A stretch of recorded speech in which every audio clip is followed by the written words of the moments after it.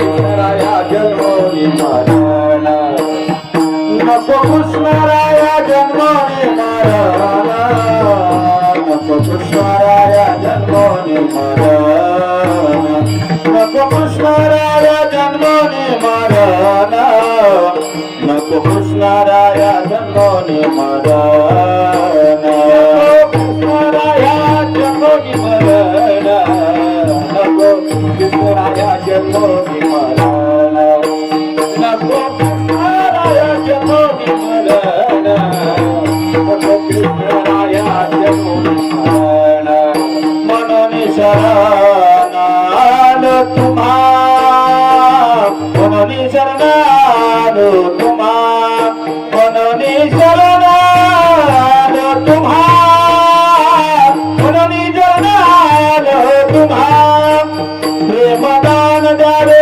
उत्तम साधन प्रेमदान द्यावे उत्तम साधन प्रेमदान द्यावे उत्तम साधन प्रेमदान द्यावे उत्तम साधन म्हणून आलो तुम्हा म्हणून शरण आलो तुका म्हणून शरण आलो तुका म्हणून शरण आलो तुका प्रेमदान द्यावे उत्तम साधन प्रेमदान द्यावे उत्तम साधन प्रेमदान द्यावे उत्तम साधन प्रेमदान द्यावे उत्तम साधन अनेक स्मरण गरो मद अनेक स्मरण गरो मद अनेक स्मरण अनेक अनेक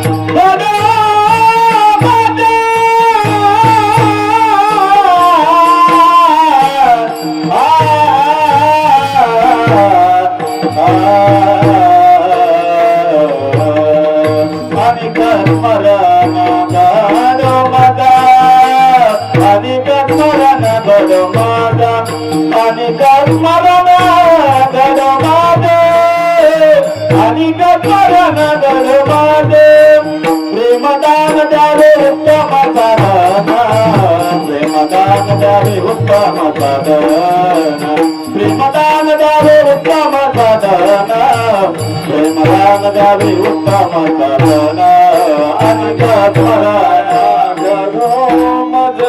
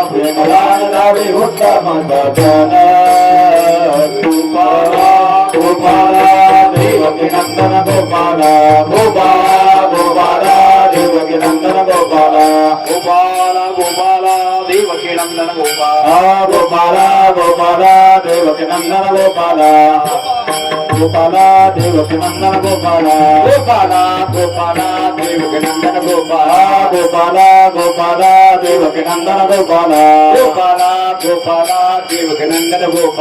गोपाला गोपाला देवकी नंदन गोपाला गोपाला गोपाला देवकी नंदन गोपाला गोपाला गोपाला देवकी नंदन गोपाला गोपाला गोपाला देवकी नंदन गोपाला गोपाला गोपाला देवकी नंदन गोपाला गोपाला गोपाला देवकी नंदन गोपाला गोपाला गोपाला गोपाला देवकी नंदन गोपाला गोपाला गोपाला कृष्ण भगवान की जय भगवान की जय भगवान की जय श्री गोविंद प्रभु भगवान की जय सर्वत्र श्री चक्रधर भगवान की जय सब साधु संतन की जय छत्रपति शिवाजी महाराज की जय प्रथम नमन पंचोवतार दुसरे नमन चारी वस्तू तिसरे नमन चौथ्यानी अशी 28 भक्तांची प्रणिपात नको कृष्णराया जन्मनी मरण मनोनी शरण आलो तुम्हा प्रेमदान द्यावे उत्तम साधन आणि स्मरण घडो मज कुंती माता आणि रुक्मिणी उद्धव बाईसा माधव भक्तजन प्रेमदान द्यावे उत्तम साधन आणि स्मरण घडो मज म्हणा म्हणे तैसा संग द्यावा आता बहु जन्म घेता सीन लोगा प्रेमदान द्यावे उत्तम साधन आणि स्मरण घडो मज गोपाला गोपाला गोपाला गोपाला गोपाला गोपाला गोपाला गोपाला गोपाला गोपाला गोपाला देवकीनंदन गोपाला गोपाला गोपाला गोपाला देवकीनंदन गोपाला गोपाला देवकीनंदन गोपाला गोपाला देवकीनंदन गोपाला गोपाला देवकीनंदन गोपाला गोपाला देवकीनंदन गोपाला कृष्ण भगवान की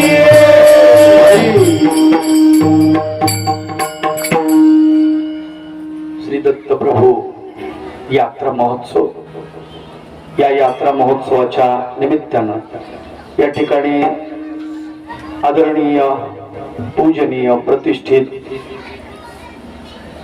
संत महात्मे ईश्वराधिष्ठित संत प्रतिष्ठित महंत तपस्विनी माता भगिनी सद्भक्त साधू सजन हो आणि श्री दत्त प्रभूंच्या चरणी अपार श्रद्धेनं यात्रेला आलेले सर्वच भाविक बंधू आणि भगिनी या यात्रेच्या निमित्तानं या ठिकाणी कीर्तन रूपी सेवेसाठी निवडलेला अभंग मानव पंथातील संत मनानंद यांचा अभंग अभंगातील प्रतिपाद्य विषय अत्यंत साधा सोपा सरळ असा आहे 4 चरणाचा असलेला अभंग या 4 चरणाच्या अभंगामध्ये संत मनानंद मागणी परत अभंग असलेला मागायचा आहे काय मागायचं आहे याचं वर्णन या अभंगामध्ये आलेलं आहे नको कृष्णराया जन्मनी मरण हे भगवंता मला जन्मही नको मला मरणही नको म्हणून मी शरण आलो तुम्हा म्हणून मी तुम्हाला शरण आलो आहे जर मला जन्म मरण याची भीती नसती किंवा जन्म मरणाचा माझा विषय नसता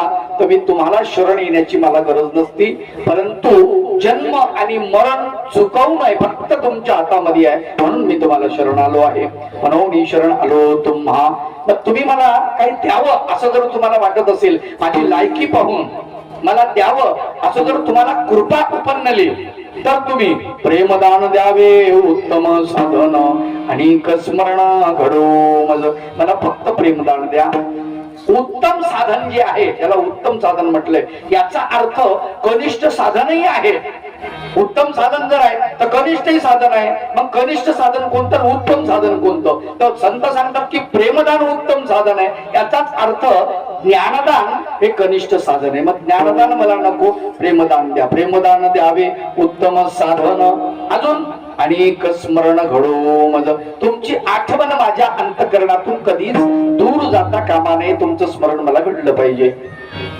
भले याला उदाहरण कुंती माता आणि रुक्मिणी उद्धव बाई सा माधव भक्तजन. म्हटले हे जे भक्त आहेत हे कधीही अंतःकरणामध्ये त्यांनी स्वतःच्या भगवंता तुम्हाला साठवून ठेवलं, कधीच अंतःकरणाच्या बाहेर जाऊ दिलं नाही. हे त्याची उदाहरण आहेत. म्हटली प्रेमिया भक्त आहेत. बाई सा माधव भक्तजन प्रेमदान द्यावे उत्तम साधन आणि स्मरण घडो मज. मला तुमचं स्मरण घडलं पाहिजे प्रभुराया.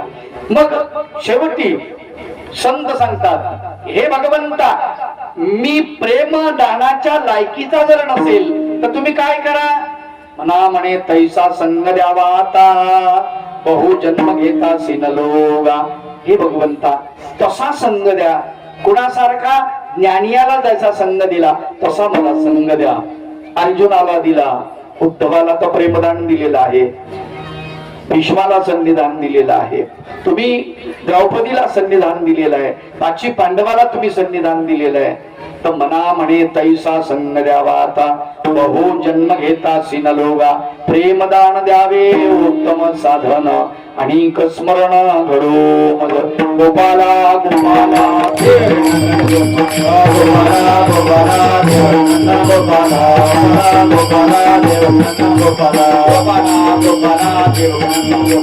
गोपाला गोपाला गोपाला गोपाला गोपाला गोपाला गोपाला गोपाला गोपाला देवनंदन गोपाला गोपाला गोपाला देवनंदन गोपाला गोपाला गोपाला देवनंदन गोपाला गोपाला गोपाला देवनंदन गोपाला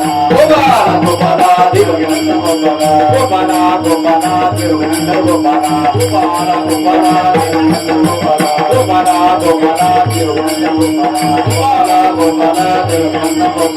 गोपाला गोपाला देवनंदन गोपाला गोपाला गोपाला देवनंदन गोपाला गोपाला गोपाला देवनंदन भगवान नको कृष्णराया जन्मनी मरण मनोनी शरण आलो तुम्हा. जन्म आणि मरण या 2 गोष्टी माणसाच्या जीवनामध्ये अत्यंत महत्वाच्या असतात. लक्षात ठेवा. 2 क्षणामधलं जे अंतर आहे त्याला जीवन असं म्हटलेलं आहे. पहिला क्षण जन्माचा, दुसरा क्षण मृत्यूचा. 2 क्षणामधलं अंतर जे मधलं त्याला जीवन म्हटलेलं आहे. आमचं जीवन जर सुखकर व्हावं असं आम्हाला वाटत असेल तर जन्माचा क्षण आम्हाला माहित नाही, मृत्यूचा आम्हाला आवडत नाही. लक्षात ठेवा. मृत्यूचा क्षण कोणालाच आवडत नाही आणि जन्माचा क्षण आम्हाला आठवत नाही, नाही का. म्हणजे दोन्ही आमच्या हातातून गेले. मृत्यूचा आवडत नाही, जन्माचा आठवत नाही, पण दोन्ही क्षण महत्वाचे आहेत. आणि हे भगवंता दोन्हीही मला नको. आम्ही जन्म तर मागतो, सर्वसामान्य मंडळी जन्म मागतो, पण आम्हाला मरण नको असतं. आपल्या मराठी भाषेमध्ये अशी म्हण आहे की जन्मा इतका लाभ नाही आणि मृत्यू इतकी हानी नाही असं आपण बोलतो. पण मला एक सांगा, जन्म हे मृत्यूचं दुसरं टोक आहे आणि मृत्यू जन्माचं पहिलं टोक आहे. लक्षात घ्या. म्हणजे 2 टोक आहेत. जन्म झाला मरणार माणूस हे पक्का आहे. लक्षात घ्या. एका ठिकाणी कीर्तनाला गेलो, तिथे गेल्यानंतर मुलं बसले होते. मुलांना विचारलं माणूस का मरतो, त्याचं उत्तर मला द्या. आता पोरं म्हटले हे बाबा माणूस मरतो त्याला काय म्हणे म्हातारा झाले की मरतो. म्हणलं म्हणजे तर नेते का मरतात, नेते काय अमर झालेत का. दुसरं एक विचित्र पोरग होतं, ते म्हणे बाबा जास्त झाले की माणूस मरतो. अवघडच काम नाही. आणि मला जे पित नाही त्याचं काय, ठीक आहे जे पितात ते मरतात बा, नाही म्हणे बिमार पडला की माणूस मरतो. म्हणलं निरोगी माणूस काय अमर आहे का मग. नाही म्हणे बाबा ऍक्सिडेंट झाला की माणूस मरतो. म्हटलं नाही, हे उत्तर प्रत्येकाला पटलं पाहिजे. उत्तर तुम्ही दिलेलं उत्तर फक्त हिंदूंनाच नाही, कोणी असो, हिंदू मुस्लिम ईसाई ख्रिश्चन मानव वारकरी आस्तिक नास्तिक सगळ्यांना पटलं पाहिजे उत्तर. असं उत्तर द्या. ते म्हणे सांगता येत नाही. म्हणलं सोपं आहे उत्तर, सोपं आहे. म्हणजे सांगा. म्हणलं जन्म झाला म्हणून मरतो. म्हणे हे अवघडच काम आहे.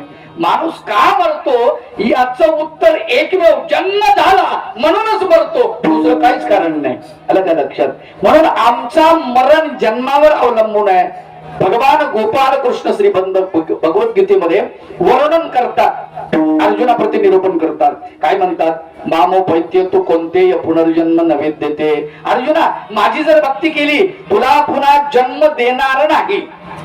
आलं का लक्षात. आम्ही असं म्हणू भगवंता हा श्लोक खंड जरा आमच्यासाठी काही बरा दिसत नाही, कारण आम्हाला जन्म तर पाहिजे. तुम्ही म्हणता पुनर्जन्म न विद्यते, पुनर्जन्म देणार नाही, पण पुनर्जन्म आम्हाला पाहिजे. आम्ही कुठं म्हणलं आम्हाला पुनर्जन्म नको म्हणून?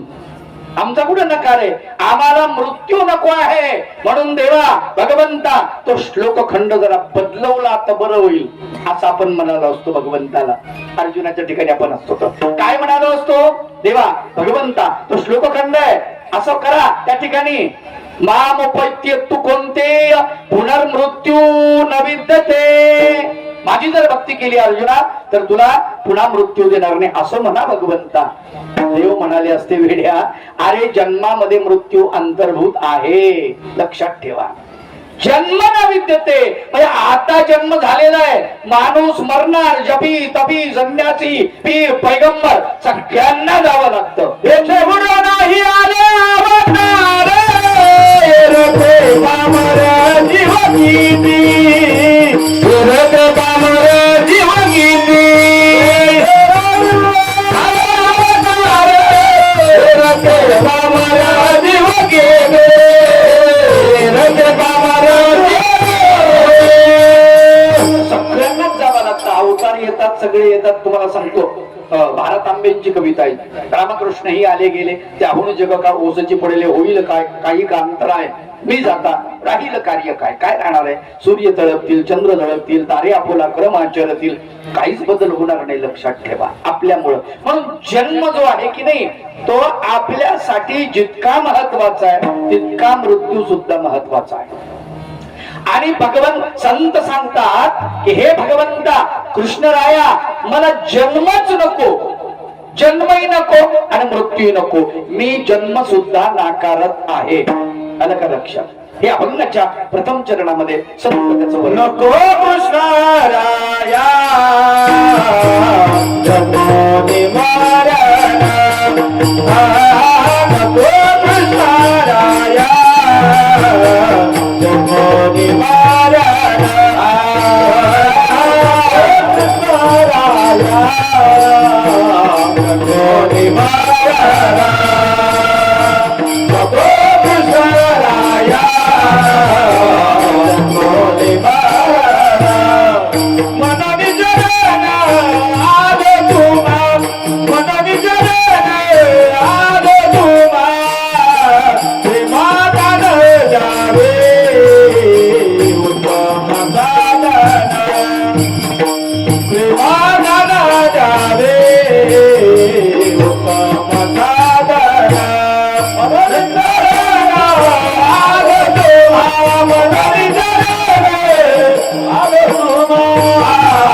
प्रेमादान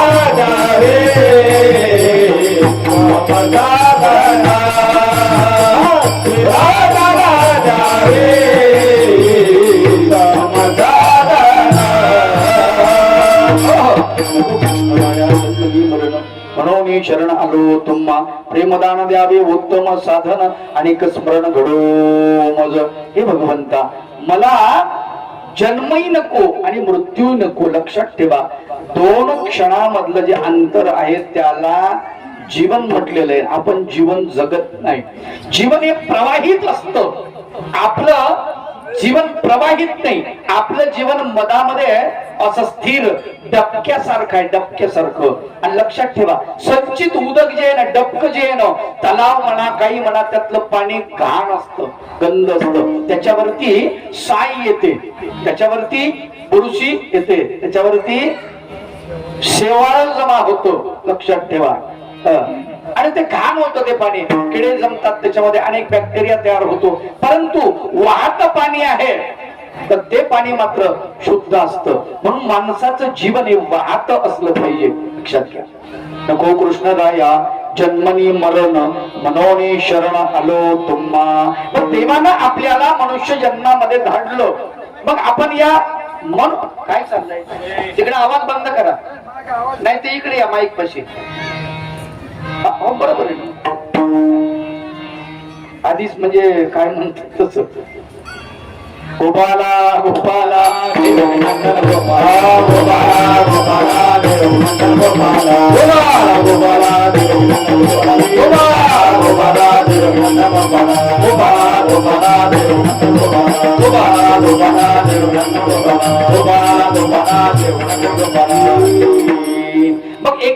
वस्तू जी आहे ना ती आपल्याला मिळाली आणि ती मिळाल्यानंतर त्या वस्तूची किंमत नसेल तर आपण ती वस्तू कशीही वापरतो. आलं का लक्षात?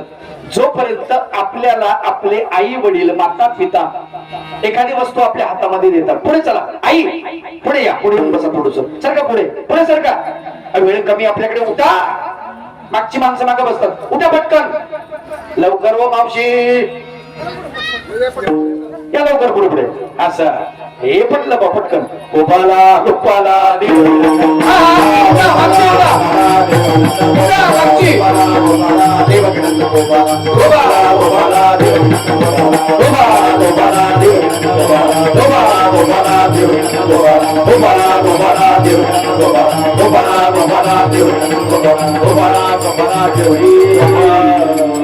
आम्हाला आई वडील एखादी वस्तू देतात, ती वस्तू आपल्याला दिल्यानंतर तिची किंमत आपल्याला जोपर्यंत नसते ना मग ती वस्तू आपल्याला सांभाळता येत नाही. आलं का लक्षात? नाही सांभाळता येत. मग आई वडील चिडतात, अरे एवढी महागाची वस्तू तुला दिलेली आहे आणि तुला कळत नाही. त्याला कळत नाही याचा अर्थ असा की त्याला त्या वस्तूचं ज्ञान नाही आहे, लक्षात ठेवा. म्हणून भगवंतानं आपल्याला नरदेह दिलेला आहे, या नरदेहाचं ज्ञान आपल्याला झालं पाहिजे. सगळ्यात महत्वाची गोष्ट, त्या नरदेहाचं आपल्याला जोपर्यंत ज्ञान होत नाही तोपर्यंत कशासाठी नरदेह दिला, त्याचा उपयोग काय आहे नाही का.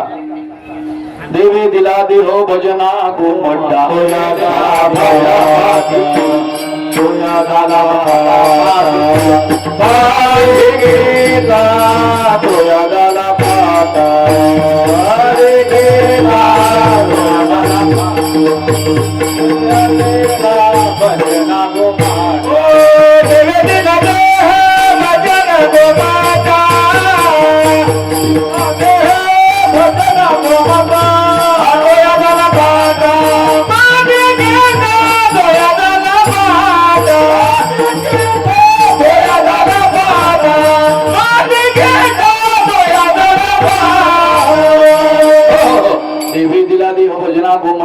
तो या झाला फाटा बाधिकेचा. भगवंतांनी आपल्याला नरदेह दिला, भगवंताचं भजन करून त्याची प्राप्ती करून घेण्यासाठी हा नरदेह मिळाला. पण तुम्हाला सांगतो हे कोणाच्या लक्षात आहे नाही का.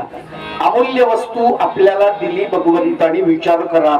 हे इस्टिमेट जे आहे ना ज्याला देह म्हणतो आपण, त्या इस्टिमेटचा विचार करा. अगदी साधी गोष्ट सांगतो. तुम्ही इथं बसले, तुम्ही कीर्तन ऐकायले, मी कीर्तन करायलो, हे मृदंग वाजवायले, ते गायन करायले, ती सगळी मंडळी टाळ वाजवायले नाही का, हे बाबा लोक संत लोक हे ऐकायले, श्रवण करायला इथं बसले, उपस्थिती केली, दाखवली त्यांनी. हे सगळं पहा. आता हे सगळं करताना आपल्याला ऑक्सिजन कुठून मिळतो नाही का. प्राणवायू आपण निर्माण केला नाही. बरं असं आहे का, जे भगवंताचं भजन करतात त्यांनाच प्राणवायू भेटतो, बाकीच्यांना भेटत नाही. सिलेंडर सारखं असं काही आहे नाही. सर्वांना प्राणवायू. कोणी असू द्या, भगवंताचं भजन करू द्या न करू द्या, भगवंताला शिव्या देऊ द्या, त्यालाही प्राणवायू भेटायला, त्यालाही प्रकाश भेटतो नाही का, त्यालाही पाणी मिळतं. विचार करा, हे सगळं भगवंतानं भरभरून आपल्याला दिलेलं आहे. मग त्याचा आपण काही उपयोग करतो का नाही. आमचं जीवन आम्हाला मिळाल्यानंतर ते जीवन तसं प्रवाहित राहतं का नाही राहत. कळतच नाही मुळामध्ये कशासाठी मनुष्य जन्म मिळाला. महानुभाव संत त्याचं वर्णन करतात, फार सुंदर वर्णन करतात. विभाय कर्मभूमीचे पेठे नरदेह लाभले अवचते, मुक्तिरत्न घेई गोमटे जव मृत्यू पावेना. ते म्हणाले की कर्मभूमीच्या बाजारपेठेमध्ये तुम्ही आलात, विपाय उपाय करून नाही, विपाय आपल्याला उपाय करताच येत नाही. काहीतरी अचानकच होतं चांगलं आणि त्याच्यामुळे मनुष्य जन्म भेटलेला आहे. उपाय करून नाही. विपाय कर्मभूमीचे पेठे, कर्मभूमी ही बाजारपेठ आहे, इथे आपण आलो नाही का. नरदेह लाभले अवचटे, अचानक नरदेह लाभला मनुष्य जन्म, अचानक भाग्य आपलं म्हणून. आलं का लक्षात. मग काय करायला पाहिजे, मुक्ती रत्न घे गोमटे, मुक्ती नावाचा रत्न घ्यायला पाहिजे. जब मृत्यू पावेना, मरण येण्याच्या आतमध्ये. आलं का लक्षात. मरण येण्याच्या आतमध्ये आपल्याला भगवंताचं जे मोक्ष पद आहे ते आपण प्राप्त करून घेतलं पाहिजे. पण ते आपल्याच्यानं होत नाही. त्याचं कारण मनुष्य जन्म आपल्याला मिळाला तर आपण काय केलं जीवनामध्ये येऊन एका ठिकाणी मी विचारलं कीर्तनामध्ये, बाबा माणसा आपण मनुष्य जन्मामध्ये आलो, काय केलं सांगा बरं तुम्ही. प्रत्येक माणसाने आयुष्यामध्ये तुम्ही काय केलं जन्माला येऊन. एक जण मला म्हणलं, बाबा सुंदर घर बांधलं म्हणला मी. माझं घर बघायला या, तुम्ही बघतच राहाल. म्हटलं बरोबर, छान सुंदर अगदी जबरदस्त फरशी म्हणला इकडची आहे, इटालियन फरशी आहे त्या ठिकाणी. म्हटलं ते इटालियन मार्बल उन्हाळ्यामध्ये थंड होतो आणि हिवाळ्यामध्ये गरम होतो, अगदी व्यवस्थित सगळं म्हणले. आणि दरवाजे तेन ताशे आणलेत म्हणले, हे फार सुंदर आहेत म्हटले. ते महाग लाकूड आहे म्हणले, सगळ्यात महाग लाकूड ते लावलंय म्हणले आपल्या फर्निचरला सगळं. म्हटलं हा फरशी बघा तरी इटालियन फरशी, चेहरा दिसतो म्हणले त्याच्यामध्ये. मी म्हणलं भाऊ भल्या माणसा, चेहरा त्याच्यामध्ये दिसतो हे बरोबर आहे, पण ज्याच्यात चेहरा पाहायचा ते चांगलं आहे, पण जे पाहायचो ते चांगलं आहे का. म्हणजे आपला चेहरा त्याचा विचार कर म्हणलं जरा, हे का. त्यांनी सगळं हे ताबदानं, हे कोचवान, अमको टमको, घरातली टीव्ही, हे किती महागाचं सगळं सांगायला सुरुवात केली. अरे म्हणलं वेड्या, तुझ्यापेक्षा सुगरणीचं घर चांगलं आहे. नाही, सुगरणीचा खोपा पा झाडाला टांगलेला असतो. कुठं असतो निरीक्षण करा. ज्या ठिकाणी खाली डोह असेल पाण्याचा, तिथे वरी झाडाच्या फांदीला सुगरणीचा खोपा असतो. आणि त्याला दोन दरवाजे असतात, एक ओरिजिनल असतो, दुसरा फेक असतो. फेक दरवाजा, डुप्लिकेट. फेक म्हणजे आपल्याला मराठीला कळते ना, मराठीत फेक म्हणतात त्याला, बरोबर, काही इंग्रजीत म्हणतात. हा, तर फेक दरवाजा म्हणजे डुप्लिकेट दरवाजा एक असतो, हा खोटा दरवाजा. तिथं गेलं की आतमध्ये काहीच नसतं. ओरिजिनल जो दरवाजा असतो तो बंद असतो, दिसतच नाही. ती चिमणी येतील बरोबर, त्याचे पिल्ले त्याच्यामध्ये असतात सुरक्षित. का असं होतं, यदा कदाचित साप आला तर त्या खोट्या दरवाजातून आतमध्ये शिरला पाहिजे, त्याला पिल्ले सापडले नाही पाहिजे. ह्याला काय लक्षात, तिला कळतं आपले पिल्ले सुरक्षित कसे ठेवावे, पण आपल्याला मात्र कळत नाही आपले पिल्ले सुरक्षित कसे ठेवावे. आपल्याला नाही कळत. लोक ऐकू राहिले आपल्याला ब्राऊन शुगर, हिरोईन, ह्याला काय लक्षात, आबू, गांजा, मद्य, सगळे आपले लेकर बिघडायला लागले जीवनामध्ये. विचार करा माय बाप हो, काय आपल्या जीवनामध्ये आपण काय कमवतो आपल्याला समजलं पाहिजे. मग घर हे अत्यंत इतकं महत्वाचं, सुगरणीत चांगलं आहे, पण आपलं घर एवढं चांगलं नाही. एका माणसाला विचारलं, दुसरा उभा राहिला, म्हणला मी सुंदर गातो. तू सुंदर गातो? हा म्हणला, आरोह अवरोह माझ्यासारखा परिसरामध्ये गायक नाही. आनंदाची गोष्ट आहे, गातोस, पण तुला रियाज करावी लागते. हा म्हणला, मग दररोज करावी लागते रियाज राव, काय नाही तर मग आवाज बसून जाईल. म्हणलं मग पथ्य, म्हणलं आंबट खात नाही, ताक खात नाही, आमको खात नाही, टमको खात नाही, आवळा खात नाही, हे खात नाही, ते खात नाही. किती कटकटी येत नाही. बरं, दररोज आवाजाची रियाज करावी लागते. आरोह अवरोह, मंद्र सप्तक, तार सप्तक, मध्य सप्तक, फिरी इकडं तिकडं, नाही का, पलटी मारा, अमको करा, टमको करा, किती परेशानी आहे. आणि तुझ्यापेक्षा कोकिळेचा आवाज चांगला आहे, नाही का. कोकिळा मंजुळा गात असे पाणी, कोकिळा मंजुळा गात असे पाणी, कोकिळा मंजुळा गात असे पाणी, कोकिळा मंजुळा गात असे पाणी.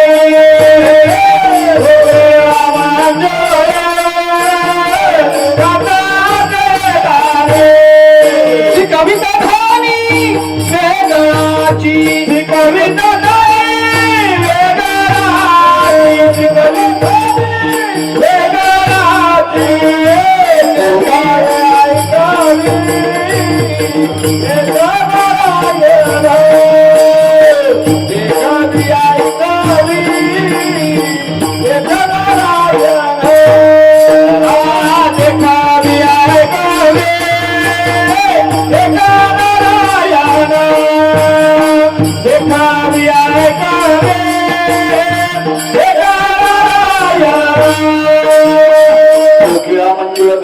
वेगळाची, शिकविता धनी वेगळाची. अरे कोकिळा तुझ्यापेक्षा सुंदर गाते रे, तिचा आवाज चांगला आहे. तुझ्या आवाजाची काय. एक मला म्हणाला, बाबा मी पाणबुडीमध्ये आहे, समुद्राच्या तळाशी जातो. अरे वेड्या, तुझ्या अगोदर माणूस ती मासळी तिथे गेली रे माणसा, तू काय करतोस. नाही, पाण्यामध्ये मासा झोप घे कैसा जावे त्याच्या वंशात महाकय संत वर्णन करतात. अरे तुझ्या अगोदर आहे तिथं